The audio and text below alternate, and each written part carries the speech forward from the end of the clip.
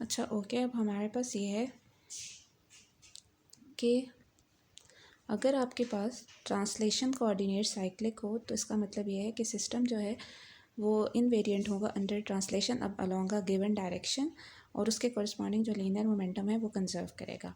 और इसी तरह अगर रोटेशन कोऑर्डिनेट साइक्लिक है तो सिस्टम जो है वो इनवेरिएंट होगा under rotation about the given axis, और जो आपके पास उससे रिलेटेड कॉन्जुगेट एंगुलर मोमेंटम है वो कंजर्व करेगा। तो इसलिए आपके पास अगर कोई भी आर्बिट्रेरी चेंजेस आप किसी कोऑर्डिनेट क्यू आई के क्रॉस लेते हैं तो वो कोई डिफरेंस कॉज नहीं करता in the description of the motion by the Lagrangian. और इसका मतलब ये है कि क्यू आई को लैग्रांजियन में अपीयर होने की ज़रूरत नहीं है, और इसका मतलब ये है कि आपके पास उससे रिलेटेड एक सिमेट्री है इन अ सिस्टम। तो अब आपके पास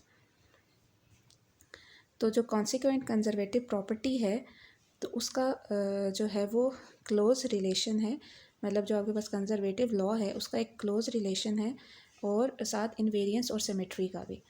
तो अब हम जो है वो देखेंगे ज्योमेट्रिक टाइप्स ऑफ सिमेट्री जो कि आपके पास रिफ्लेक्ट करती हैं general properties of the homogeneity of space and time and isotropy of space in an inertial reference frame.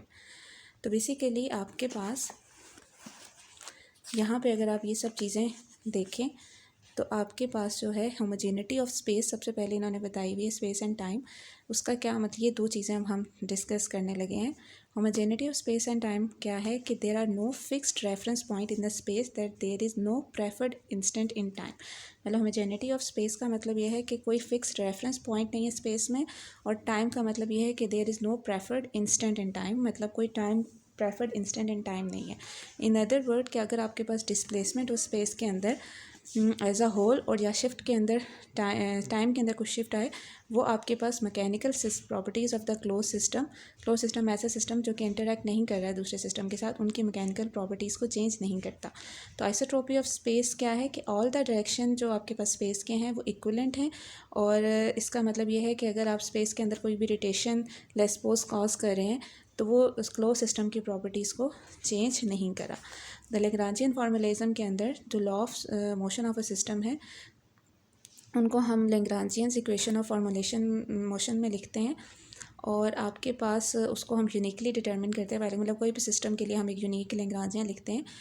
तो इसलिए आपके पास जो सिमेट्री ऑपरेशन है, सिमेट्री ऑपरेशन से मुराद यही है कि वो ऑपरेशन जिसके अलावा कोई सिमेट्री है जो कि जिसके चेंज होने से सिस्टम के अंदर चेंजेस प्रोड्यूस नहीं हो रहे, तो on a system equation of motion can be determine from its effect on the Lagrangian. तो अगर आप सिमेट्री ऑपरेशन किसी भी सिस्टम के लिए डिटरमिन करना चाहते हैं तो आप ये देखते हैं कि वो जो आपके पास सिमेट्री है उसका जो है वो लैग्रांजियन के ऊपर, उस सिस्टम के लैग्रांजियन के ऊपर क्या इफेक्ट है। ठीक है, तब हम आगे करेंगे तो आपको ये बात ज़्यादा क्लियर हो जाएगी। Homogeneity of time and conservation of energy. ठीक है, अब हर जो होमोजेनिटी के साथ आपके पास एक जो है वो कंजर्वेटिव लॉ जो है वो एसोसिएटेड है।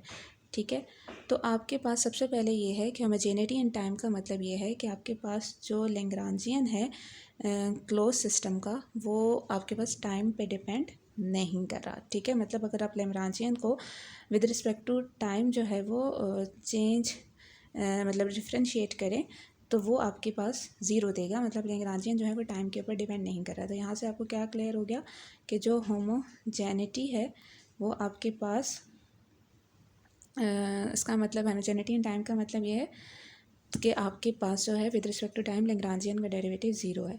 तो होमोजेनिटी जो होती है उसका मतलब बेसिकली, उस होमोजेनिटी वर्ड का मतलब ये होता है द क्वालिटी और state of being all the same और all of the same kind. तो इसको हम क्या मतलब, किसका मतलब ये हुआ कि आपके पास जो है होमोजेनिटी इन टाइम क्या हुआ कि विद रिस्पेक्ट टू टाइम उसके अंदर कोई भी चेंज नहीं आ रहा, वो सेम रह ही रही है। तो इसका मतलब ये है कि जब आप लैग्रांजियन को with respect to time differentiate करेंगे तो आपके पास जो है उसे ज़ीरो आना चाहिए। अच्छा, पहले तो ये कि लैग्रांजियन को विद रिस्पेक्ट टू टाइम हम देखते हैं कि कैसे डिफरेंशिएट करते हैं। अब लैग्रांजियन जो है वो आपके पास क्यू एंड क्यू डॉट के ऊपर ही Q I and Q I dot पे डिपेंड कर रहा होता है। तो पहली बात ये कि जब आप कोई भी इस तरह की चीज़ को डिफरेंशिएट करते हैं with respect to time, let's suppose आपके पास एल है जो कि क्यू आई और क्यू आई डॉट का फंक्शन है, तो अगर आप इसको with respect to time differentiate करते हैं या कंप्लीट डेरिवेटिव भी आप लेट्स सपोज इसका विद रिस्पेक्ट टू टाइम लेते हैं, कंप्लीट डेरिवेटिव भी लेट्स सपोज आप ले रहे हैं, क्योंकि आपके पास कंप्लीट डेरिवेटिव लेंगे तो हमारे पास इस तरह से आएगा partial L over partial Q आई, फिर पार्शियल क्यू आई को ओवर पार्शियल टी प्लस, या फिर बल्कि ये डी आ जाएगा D Q I by D T, और सीधा partial L over partial Q I dot into D Q I dot by D T, और साथ समीशन आ जाएगा on all the generalize coordinates. तो आपको पता है कि ये आ जाएगी आपके पास partial L over partial Q I, और ये हो गई Q I dot plus partial L over partial Q I dot, तो ये आ गई क्यू आई डबल डॉट। ठीक है, तो ये चीज़ जो है वो आपके पास यहाँ पे आ गई। तो अब आपके पास क्या है कि ये जो partial L over partial Q आई है, ठीक है, ये हमने पढ़ी है बाय लैग्रांज इक्वेशन, आपके पास पता है ये D by D of partial L over partial Q I dot होता है। तो अब आपने क्या करना है कि आपने partial L over partial Q आई जो इस इक्वेशन में आ रहा है उसकी जगह आपने ये पुट कर देना है।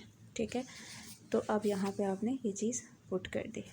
ठीक है, तो अब ये जो चीज़ है इसको हम क्लोज फॉर्म में ऐसे लिख सकते हैं। ठीक है, मतलब D by D T of this, ये मैं आपको सिर्फ ये दिखा देती हूँ कि किस तरीके से D by D T of partial L over partial Q I dot into Q I ये किसके बराबर होगा, प्रोडक्ट रूल सिंपल आपके पास है, partial L over partial Q I into Q I plus D by D T of Q I into partial L over partial Q I dot, तो ये क्या हो जाएगा, ये यही चीज़ आ जाएगी। ठीक है, और यहाँ पे आपके पास ये यही वाली चीज़ आ जाएगी। ठीक है,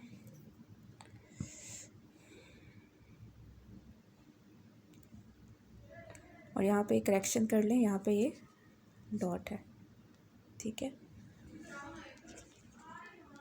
ठीक है, तो यहाँ पे ये ऐसे हो जाएगा। ओके, फिर उसके बाद आपने इसे जब मज़ीद सॉल्व किया तो ये ऑब्वियसली इक्वेशन की दूसरी साइड पे ले गए और आपके पास ये फॉर्म बन गई। ठीक है, तो ये आपके पास क्लोज सिस्टम के लिए होगी, और ये जो क्वांटिटी ब्रैकेट के अंदर आई है ये ड्यूरिंग द मोशन जो है ये कांस्टेंट रहेगी, तभी तो इसका डेरिवेटिव जो है वो ज़ीरो है। इस क्वांटिटी को हम एच कहते हैं और इसे कहते हैं हैमिल्टोनियन ऑफ द सिस्टम। अगर आपके पास पोटेंशियल एनर्जी जो होती है, ठीक है, ये हमारे पास क्या आ गया, हैमिल्टोनियन ऑफ द सिस्टम।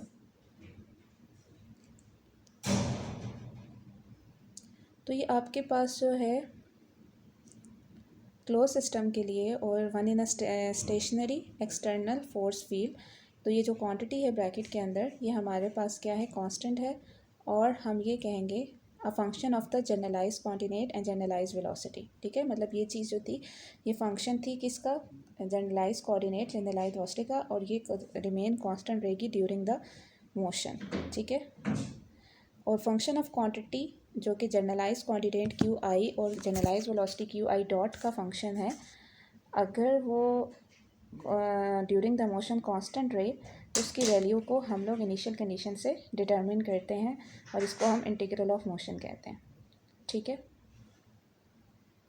और इसको हम रिप्रेजेंट करते हैं by quantity bye symbol H, जिसको हैमिल्टोनियन ऑफ द सिस्टम कहते हैं।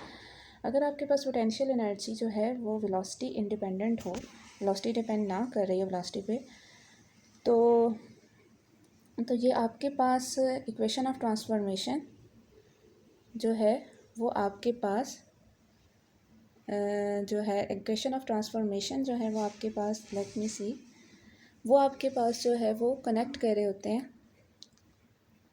ओके, अगर हमारे पास जो है वो, एक मिनट, टाइम पे डिपेंड ना करे। अच्छा सॉरी, अगर आपके पास जो है पोटेंशियल एनर्जी वेलोसिटी इंडिपेंडेंट हो और जो इक्वेशन ऑफ ट्रांसफॉर्मेशन है वो टाइम पे डिपेंड ना कर रही हो, तो हम जो एच होता है वो हम कहते हैं वो total energy of the system है। तो ये एक बहुत ज़्यादा इंपॉर्टेंट रिजल्ट है।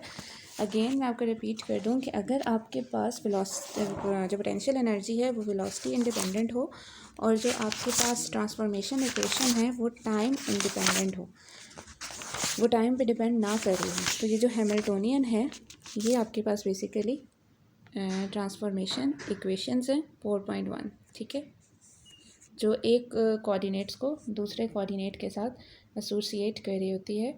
तो आपके पास अगर वो टाइम पे डिपेंड ना करी हो तो हमारे पास जो एच है वो हमें क्या दे रहा होता है, total energy of the system.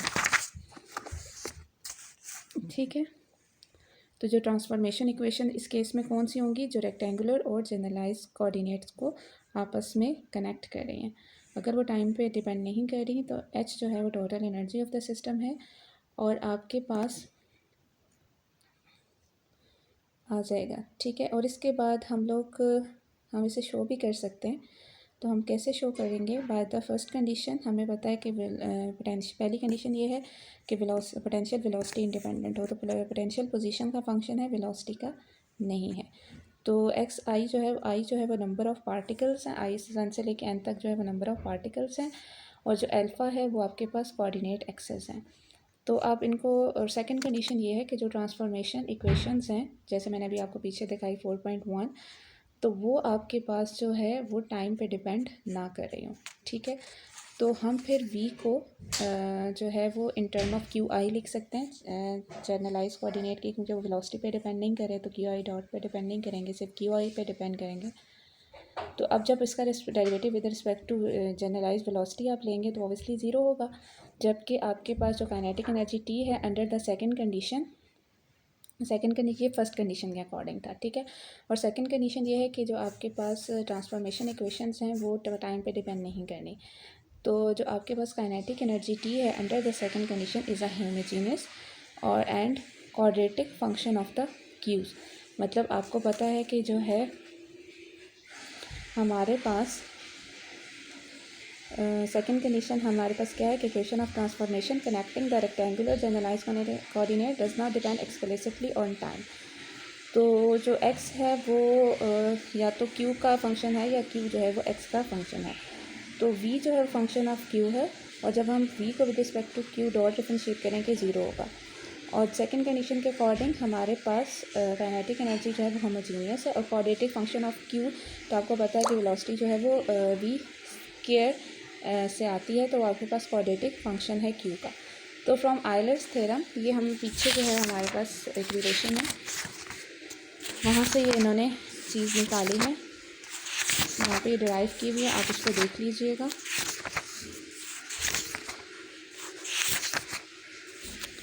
यहाँ पे जहाँ पे ये टॉपिक है kinetic energy in generalized coordinate, जहाँ पे इसका रिलेशन फाइंड किया गया है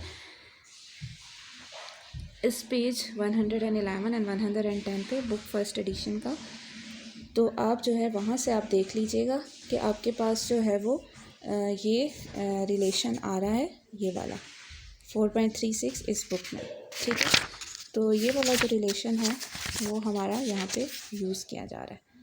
ठीक है, तो बस आपने क्या करना है, लैग्रांजियन यहाँ पे जब आप पुट करेंगे तो लैग्रांजियन को जब आप क्यू आई के रिस्पेक्ट से डिफरेंशिएट करेंगे और लैग्रांजियन की जगह टी माइनस वी पुट करेंगे और यहाँ पे भी टी माइनस वी, तो सिर्फ टी जो है वो क्यू डॉट पे डिपेंड कर रहा है, बाकी वी जो है वो क्यू डॉट पे डिपेंड नहीं कर रहा।